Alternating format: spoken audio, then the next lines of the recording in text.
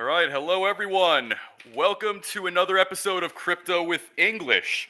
Today's theme is going to be smart cities, defining the scope and the depth of this subject matter. I'd like to introduce to you all a very highly esteemed guest, Dr. Jonathan Reichental. Now, he is a best-selling author, most notably Smart Cities for Dummies, and he also has an upcoming book later this year, Data Governance for Dummies as well. He's also the founder of Human Nature, a global business and technology consulting firm, and he is an associate professor at Notre Dame. Dr. Reichental, thank you very much for coming on today. Thanks, Adam. It's going to be a fun conversation. Yes, and I'm very much looking forward to it. And just to start off, as a little bit of a preamble, what are smart cities? How would you define such? Well, to get to the definition, you have to understand what's going on with cities right now. The first thing to understand, most people don't recognize this, is that over half the planet, over half of all humans live in a city today. And that's really growing fast, by about 3 million people per week. Yeah. And that's going to continue for the next few decades. This is going to be the century of cities. We don't have a time in human history where humans have lived, primarily in an urban context, and so what you see around the cities, around the world, are a lot of smaller cities are growing, of course, but you see these big cities that are turning into mega cities, right? That means they have more than 10 million residents. And some of the biggest cities in the world, like Tokyo, is over 35 million people in one very dense area. So you think about, well, okay, what about transportation? Can we get people and services from A to B with ease? Do we have abundant clean energy to do all this? Do we have the health services and the emergency services? What are cities doing relative to producing carbon emissions, that are contributing towards a climate emergency? Well, the answer to all those questions is we're not doing so well. We have very significant challenges when it comes to all those major areas: transportation, energy, our infrastructure, our healthcare, our education, public safety, and on. But it's worth listing many because it gives you a sense of just the sheer scale of this topic. And so the question then becomes, well, okay, if our future belongs to cities, and almost all types of cities have some range of challenges in the area I spoke about, plus many others that are very local. What do we do? What's our response as humanity? What are the tools that we have? What are the behaviors, the things we can do that changes the trajectory of that future? Well, one of the answers we have is technology, right? We live in a golden age of tech, right? We're becoming a hyper-connected planet with supercomputers in our pocket, and data is becoming the most important asset that we could have to help us drive positive change in so many areas of our lives. If we bring together innovation, technology, data, best practices, and a whole new sort of mindset, can we change the direction of cities? And that's what we're really talking about. That's what the topic is about, is creating smarter and more sustainable communities. I don't get too hung up on the word itself, smart cities. What I really get passionate about is finding solutions to create better cities that provide us all with the most amount of people with a good quality of life. Well said, and a great explanation as well. And how does blockchain fit into smart cities and the eventual trajectory of such? Well, look, every technology should be on the table. Every option for positive change should be available to us as humans. We're not going to ignore, the possibilities, or what makes being human great is that we are so creative. We really are. Faced with incredible odds, we thought just a few hundred years ago that we'd run out of food, and today we create abundance of food. We Right. still have a distribution issue. That's very, very much true. But we produce, lots of food. We have faced great pandemics, and science and creativity has driven, change that's got us through so far, so far. So you look at something like blockchain, and I look at that as, first of all, I'm passionate about this topic, and you mentioned that I have a book about data governance coming out later this year. I also have a book about cryptocurrencies coming out later this year. So I have two books coming out 2022. I think I'm going to take a year after that because I can't do Yeah. any more writing. I But Who could blame you? That's wonderful, by the way. thank you, thank you. Okay, so people like me and sort of innovators, and we look at something like blockchain and say, okay, this is an interesting tech. This is creating, a platform for change in, supply chain, in the financial industry, in gaming, and we're seeing it, blockchain show up in almost every industry. What about its role in government or in cities? Well, part of the answer is we don't know fully yet, but there are some good experiments being done. One of the things that cities do a lot of is store data on behalf of others. I mean, think about every single driver's license, birth certificate, death certificate, permit, all the things you do, whether with or for government or because government requires it. It's, these are transactions that are stored somewhere. And well, blockchain is a very novel way of thinking about the integrity of storing and managing transactions, right? And so that anywhere that there is a repository that could be improved or could benefit from the sort of decentralized architecture of blockchain is worth looking at. Now, you probably, like me, will say, if it can be done with traditional tech, well, don't use blockchain, right? Don't use a new technology where it does, elevate the possibilities or the advantages it has that older tech does not.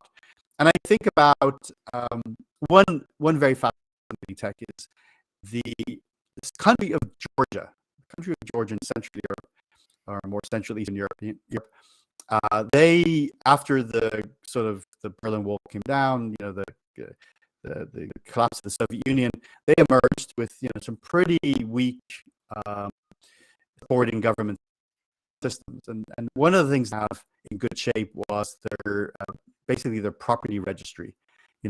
So most cities, think about it, have to have a sort of source of who owns what plot of land, who did it belong to before, how much did it cost, what are the boundaries. So this is stuff that cities have to have.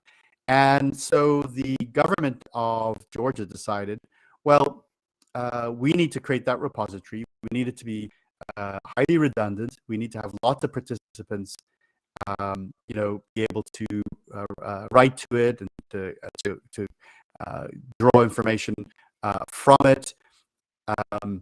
We want it to be, fully available. Have a set of rules that can be enforced over a diversity of stakeholders. So they sort of looked at blockchain as a way to do it and to do that. And so they created a brand new registry over the last decade or so, and have continued to build in it. And it's really being very successful. The qualities that I just listed are well suited to blockchain, and it is a full production, at scale blockchain solution for that context, for that urban context. Of course, the other aspect of cities and blockchain is the relationship between crypto and cities, and this is still not decided. Unfortunately, as we've seen, crypto is not being really used as a currency today. If it were in the broadest sense, well, then you'd have to think about it in terms of how you support the retail marketplace in the community. It would have accelerated the regulations around managing it and the oversight from authorities. a deeper participation from tax authorities, although that's thing up now. So, we see sort of, yeah, crypto exists in communities by enthusiasts and investors, and but the integration as a platform or as a mechanism of commerce is not quite there. What has been interesting over the last about 18 months is this idea of something called city coins. And really, city coins is a crypto, but it's used for fundraising. So people can buy, a Miami coin or a New York City coin, and they hit it, and the value goes, well, everybody wins, and the city wins, and can then use that money to invest in projects. So there are kinds of intersections like that, but I would argue it's still early. Right, right. And as a follow-up question to that, and by the way, great explanation. Would it naturally follow with the growing emergence of smart cities, or let's say we get to a point in history where smart cities become the status quo across the world, and it becomes, economically and energy efficient? Would it naturally follow that fiat currency is going to have a diminishing role in that transformation?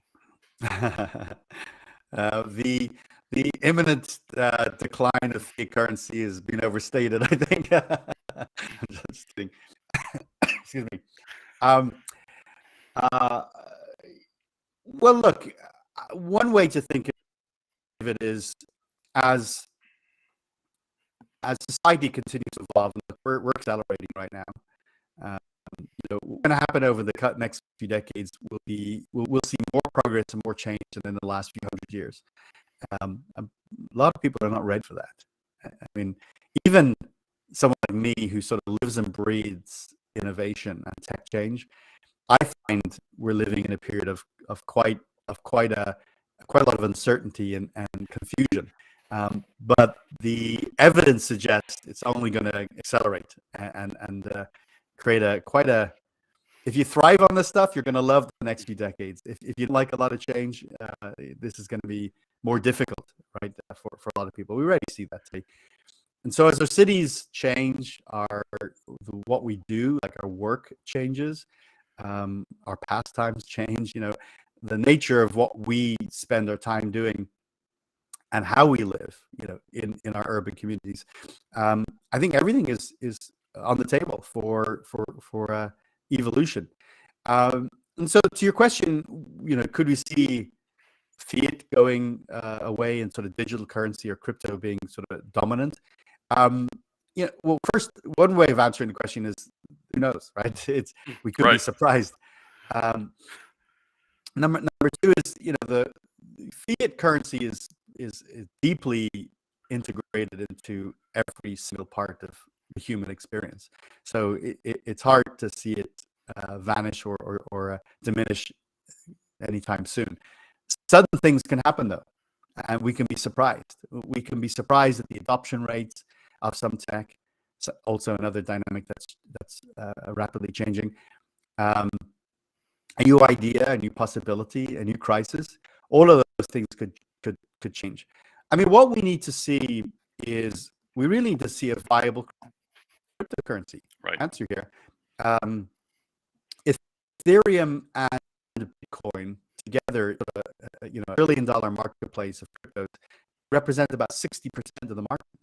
The other 40%, is the 19 or 20,000 other cryptos that exist. So, the crypto market today is really two major cryptos, and they are both, as we can see, very unstable, right? Very volatile. Had they been dominant currencies and they dropped as much as they did in the last few weeks, people would be in real trouble, right? You can't have that sort of change in fiat and not have a country almost collapse. I mean, you see that. We saw it in Venezuela, for example. We've seen it in some African nations where the currency is completely devalued and everything, frankly, just goes to hell. And so we like dollars, we like euros, we like the yen, we like these three currencies because they are and have been very, very stable. What we need to see, I think, is the equivalent of that in a crypto. It may be Bitcoin eventually, or what is probably more likely is, MySpace is not the dominant social network today. Facebook is, right? And Facebook came much later. So while Bitcoin might have been the first, there might be a latecomer that arrives in next year, the year Oh after, yeah. um, that is stable, usable as an actual currency. And then, if it can actually uh, live up to the dream of sort of managing inflation, which was part of the basis of Bitcoin, which we didn't realize, unfortunately. If it does happen and it isn't, managed by a government and it is successful, then we have a competition. Then we have a crypto versus a fiat. But for now, all of that just seems more aspirational than real in the short term. Well said. Thank you for the explanation as well. And at this current moment in history, what what global city right now is probably best equipped to migrate into this smart city model? Well, thanks for the question, and it's a popular question. It's hard to measure it. So I'll kind of give some thoughts on how you might think about this question. There are organizations, and in particular, a couple of universities around the world who have indexes, and they sort of measure things like quality of air, availability of public transport, availability of education, healthcare, a whole range of dimensions, and they score them, and then they list those cities from the best onwards. And one in particular, the IMD University Smart Cities Index, is published annually, and it's well respected. In the top five, typically what you see is Copenhagen, usually is very high up there. I'll come back to why that is. You see Singapore, you see Helsinki. The Scandinavian countries, by the way, show up a lot in these lists. Amsterdam, Barcelona, Melbourne in Australia. There's a couple of or more excuse me, cities in Australia that are doing really neat stuff. In the Middle East now, of course, Dubai has really worked hard and done some very important work around digitalization and efficient services, and building sustainable buildings, and doing some really neat things. So back to why Copenhagen is considered almost every year top of the league. Well, first of all, they've made becoming smarter and more sustainable part of their DNA, right? They've said this is who we are, and it comes not only top down from leadership but bottom up. So the government after government has sort of taken the baton and said, we are going to do things that are very innovative and assertive relative to quality of life projects. And then at the grassroots level, community groups are very active in taking control over their own destiny, and keeping the streets clean, or building a social cohesion, adopting things like bicycles and less more carbon friendly forms of transport. So you have the demand side as well. They put economics at the center of their activity. And what I mean by economics is it's basically making sure that they do things that create opportunities for everyone, like they are focused on their policies and tax incentives and others to ensure that it's attractive for industry and for building a business, but also thinking about those businesses in a very sustainable way, that they use renewable energy, that they are built in a way that is complementary to nature rather than in conflict with nature. So what you begin to see, and by the way, that last one, just to not lose sight of it, is this is all done, a lot of the activities, in the context of sustainability, right? Sustainable food supply, sustainable energy usage, production of carbon or or diminishing use of that. You know, taking cars off the roads, you know, more pedestrianization. So they say, so that's a very key, it's a very major contextual part. Cities around the world that behave like this, that sort of have innovation, technology use, sustainability baked into their DNA, they're very well positioned. There's a wide range, right? There's a big continuum of what you can do. And for example, Lagos in Nigeria, right? Big, you know, mega city, well over 20 million people live there. Lots of needs, you know, they have needs on infrastructure, they have needs around economics. They also have a smart city agenda, right? But it looks very different to the Copenhagen agenda because that's such a different country at a different time in its history. So, you know, when you look at Lagos, what are they doing? Well, one of the things they're doing is they have recognized, as all communities have to, that internet connectivity is essential, right? It's like electricity, right? You've got to have it, otherwise you are not able to participate in modern society. So they have said, we're going to invest and accelerate the deployment of high-speed internet across the region of Lagos. And so that becomes very much core to their smart city ambitions. You know, so they're building a robust digital infrastructure, and that's going to take a little time. The last point I would just say is every city in the world is capable of being smarter and more sustainable. Think about that, right? You know, it's not like it's a question necessarily just of money or, you know, proximity to tech firms, let's say. It is about leadership. It is about choices. It's about thinking differently and innovatively. It's about community engagement, bringing your people into the conversation, you know, making a richer democracy. So all cities are well positioned. Now the question becomes, are they ready to make a choice? Are they ready to go on that journey? Very well said. And as far as a timeline, how many years would that probably take?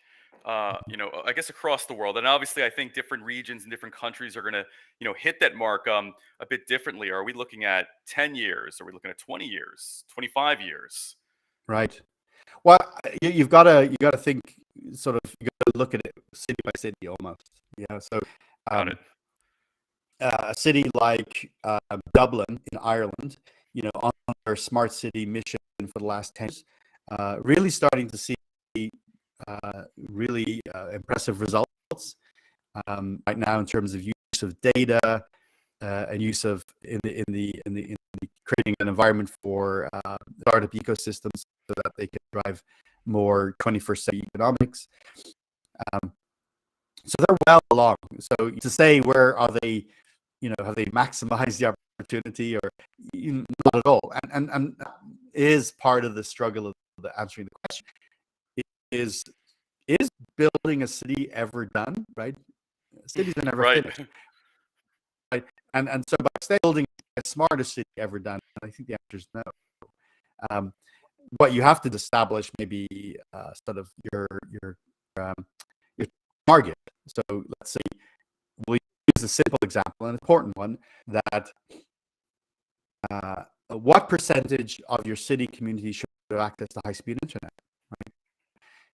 And look, it should be high. And the question is it 80% or 90, or are you trying to get everybody 100%? All those are okay. Each city makes their own mind up. And you say, okay, by 2025, we want 80% of the community to have access to high-speed internet. And where people can afford it, we'll have a subsidy scheme, and we'll.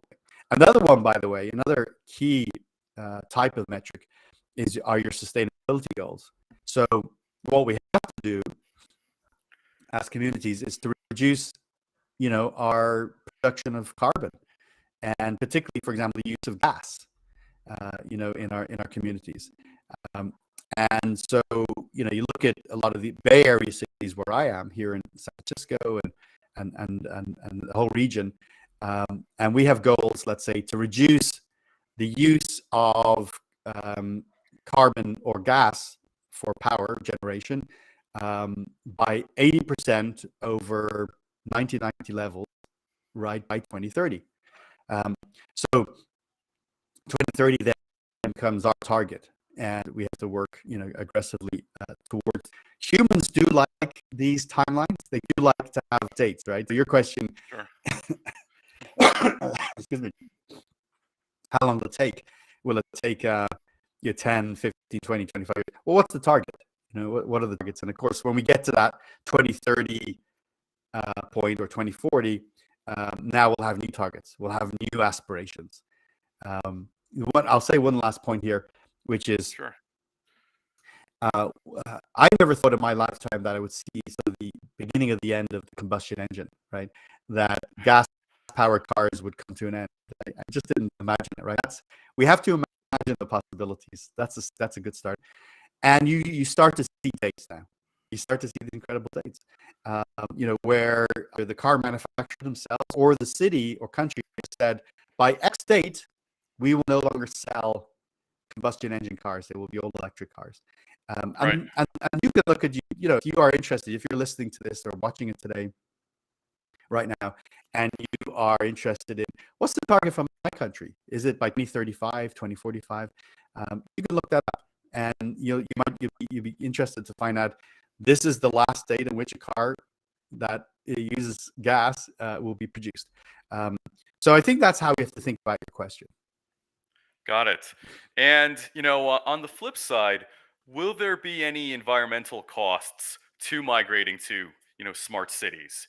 Either incrementally or, kind of almost, you could say, in a very, sudden or drastic type of way. Well, there are costs to all of this. Yeah. Change doesn't happen without cost. Right. And cost can be in dollars, but it can be in pain. It can be in Right. sort of the disruption that happens when you move from one state to another. As you go through a revolution, which is what we're in the fourth industrial revolution. And, if it feels uncomfortable, and increasingly so, and it feels like uneasy, well, that's the nature of revolutions. And this one is, again, this is a tough one. This is going to be very, very bumpy over the next few years. Sure. Even as we sort of think about, the opening years of the 2020s, a lot of surprises, right? Yeah, to say the least. To say the least. So let me get back to your question. Your question, the price, the environmental or otherwise. Right. Yeah, so there are, like on a broad basis, a lot of industries won't survive the next few years. They just won't. They'll go away. A lot of businesses will just be irrelevant and go away. All of that are things we've been seeing for a few decades now. We've always seen that, but we haven't seen it at the rate it's happening. If you were in the newspaper business a few decades ago, life is very different today. Oh, yeah. But every single needs to be paranoid and think about what they're going to do to survive over the next few years and beyond. There's supposed positive dividend to the smart city movement, right? In terms of so when we think about what would I put in the top 5 major dimensions that make a city smarter? I would put energy use. And we know that energy is at the heart of a great deal of the environmental crisis we find ourselves in, the production of energy through coal, gas, and oil, right? And so as we transition to smarter and more sustainable communities, the goal there is to reduce and ultimately eliminate the use of carbon-based energies, which are going to have a positive impact on the environment, and hopefully we can stabilize the average, temperatures that we don't snowball into a very big crisis over the next few decades. Right. So I think I look at this very positive story. And by the way, moving to wind and particularly solar, because it looks like solar is going to be the big winner. Not only is it good for the environment, but it creates good businesses and good jobs, right? So there's a lot of upside. Not so good if you're a coal miner, right? Or Sure. you're still digging for oil. But there's going to be those jobs will exist for some time to come. They're not going anywhere quick. But the use of non-carbon energy or renewables is rapidly and much faster as people appreciate, and it's actually a good news story. The last thing I would just say is, if you think about a smarter city, it's not just about tech, right? It's not just about its core, data, the Internet of Things, high-speed internet, even blockchain. It's not just about those things. It's about also how we live and the behaviors we adopt. So, greater use of bicycles, right, or even walking around communities. And one of the really nice things that has come out of our pandemic has been a lot of cities have started to put more bicycle lanes in place, and That's they've right. been doing these outdoor restaurants and things. And some are keeping them in place, and some are actually moving aggressively to reduce the density of cars in our urban centers. So you see, for example, well, Times Square is now pedestrianized in New York City. Who would have thought, Oh right? yes, very much so. Yeah. We look at Paris, one of the great cities of the world, and now they're converting it into an urban garden. They're pedestrianizing the central districts of Paris, and so that means less cars, less trucks, less motorcycles, less noise, less pollution, less carbon emissions. Means it's safer, it's more pleasant. We're creating place when people are able to gather together. Um, and that all is about sustainability. That's all about being smarter, where people can enjoy each other and have places to go where they feel there's community and where they feel safer. And so those are changes that I think don't that come with a very positive dividend. So the cost there is low, but the outcome Right. is really really quite high. Right. And then, on a final note, I do especially appreciate how sustainability is at the crux and, at the heart of this. And I think this is probably the first time in a long time where I think there is a very tangible, you could say, feeling and notion of the fact that, our resources on Earth are actually not as very available or as convenient as we would like to think. These, you could say, these deficits are very, very felt in the realest, most practical, sense. And the fact of the matter is, I think consumption, especially as to overconsumption, these costs are very real and they're very much, felt as well. So if there's a better way to make a better wheel, then that is certainly the direction that society should move towards. So Dr. Reichental, thank you very much for coming on today and breaking down smart cities and getting into some of the nuances of these surrounding issues regarding this as well. Smart cities, in various forms, they seem to be developing in different parts of the world at different rates. So touching on that, touching on essentially the next frontier, it's very, very valuable and very, very much appreciated on this end. Thanks for the opportunity to chat with you and to share with your audience. This is a topic that where when you do the work to build better communities, we're doing the right thing. And where you do this work, you can actually do well as well. There's an opportunity to create businesses, and in fact, it looks like there's a few $1 trillion of economic opportunity to innovate and build solutions and deliver new ideas. So if any of your viewers or listeners are inspired by any part of this, you can do good and do well. It's a great positive topic, and I want to encourage everybody to be bold and to participate.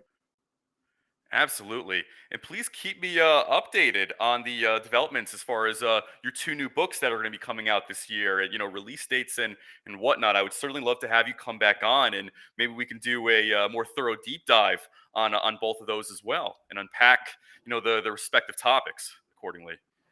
I'd love to. Yeah, definitely. Let's do that for sure. Thank you. Thank you. And again, Dr. Reichenthal, thank you very much for coming on today. I really do appreciate it. Thanks, Adam. All right. Take care. and I'll talk to you soon.